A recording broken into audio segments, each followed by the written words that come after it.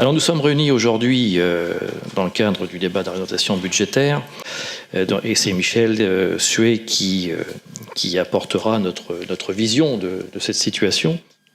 Alors les investissements.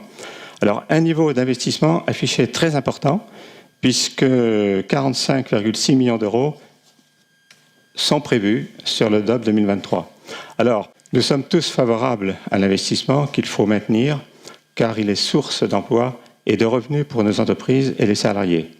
Cependant, le programme d'investissement 2023-2027, d'un montant global de 216 millions d'euros, interroge sur sa faisabilité.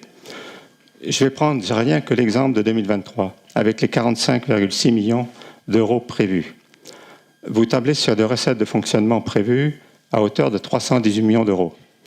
Les dépenses de fonctionnement sont prévues à hauteur de 309 millions d'euros, ce qui fait une épargne brute de 9 millions d'euros. Le remboursement en capital de l'endettement, c'est 18 millions d'euros. Donc là, déjà là, on voit que sur 2023, on arrive avec une épargne nette négative de 9 millions d'euros. 218 millions divisé par 9 millions, ça fait 24 années. Ça veut dire que vous passez un ratio de désendettement, une capacité de désendettement à 24 années, alors que vous affichiez toujours une ambition louable d'ailleurs, à être à 10 ans. Je voudrais rappeler un dicton indien, impôt d'un jour, impôt de toujours, compensation d'un jour, compensation d'un jour.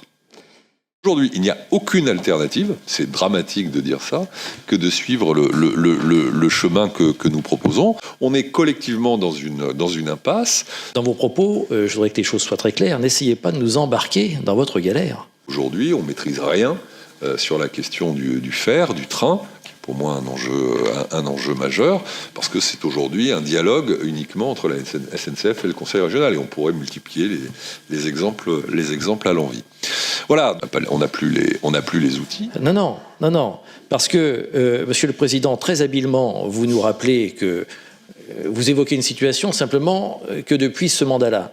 Mais certains d'entre nous siègent ici depuis longtemps, dans nos rangs de la droite et du centre, et depuis longtemps vous indiquent qu'à force de persister dans votre façon de gérer ce département, il arrivera un moment où le département sera en difficulté. Eh bien, nous y sommes.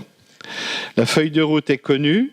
Imagine la Nièvre a permis de tendre l'oreille et de réapprendre à écouter. Certes, on n'a pas inventé la Nièvre, mais le conseil départemental qui va avec.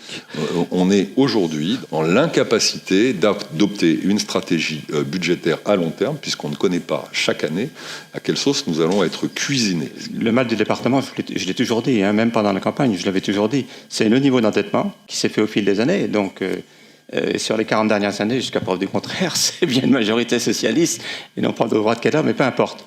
On est un département qui fonctionne sur un modèle d'économie publique. Mais est-ce que c'est une fatalité? Est-ce que ça a toujours été une fatalité? Point.